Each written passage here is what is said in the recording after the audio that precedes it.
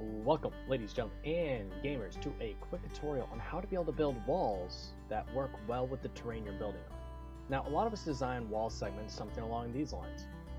We pick a section or size, we decide how long and wide it is, we do a little bit of detail work, but we build it in a creative, super flat world.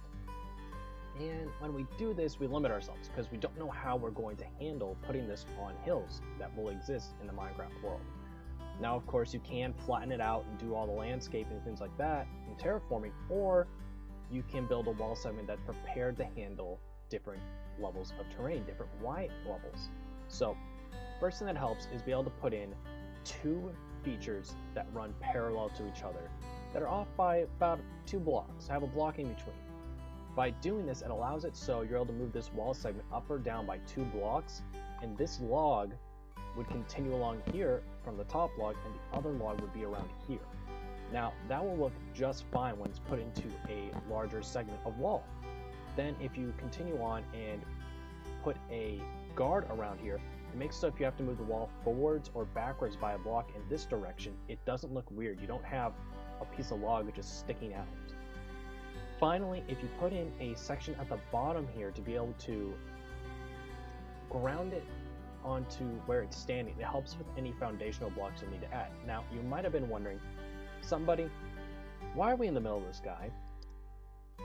Well, the simple answer is, whoops, overshot it.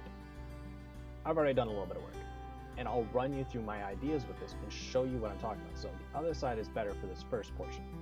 So, right here is a good section.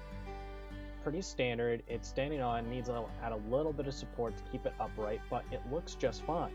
But over here, we're going to be going around this corner here, we're going to add a big square, and we're going to go along here. We need to bring it closer to us. So I move it a little bit closer.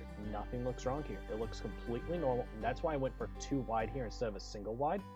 And that does look a little weird at some portions. It's over, there it is. It can look a little weird, but it looks fine. But that's what helps with that. It keeps it so if this was on a single level, this would be out by 2 blocks. It'd be a little too far back, at least in my opinion. Over here, we have it so it has to stand a little bit more, and that's just fine. And it goes down by 2 blocks. Look at this. That log, by what we can tell, goes straight through. There's nothing weird about it. It flows very well from one section to the next. Now, over here, it drops down, continues on, but where it makes a big difference over here is on the front.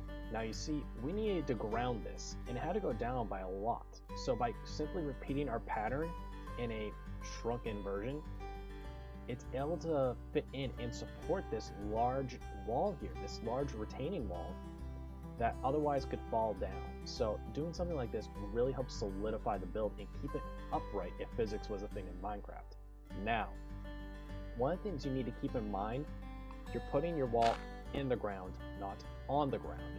Having it rest on dirt blocks makes it look like it is simply on top of the ground. It's not in the ground. It's not supported by the dirt around it. Now, when going up and down, having a simplistic style at the top here makes it so it's easier to make those transitions. Nothing here feels weird or awkward by walking across the city wall. I hope this is able to help you guys a little bit with figuring out how you're going to build your city walls. Just simply run it by again. Two features. You could have more if it's larger, but 2 features that run a block or so apart from each other makes it so you're able to move that distance up and down easily. Have a little bit of a support at the bottom, some stairs, some slabs, whatever you want to be able to make it so it's able to ground in easier. You're able to really see that right here, just how it really flows down and fits well with the terrain.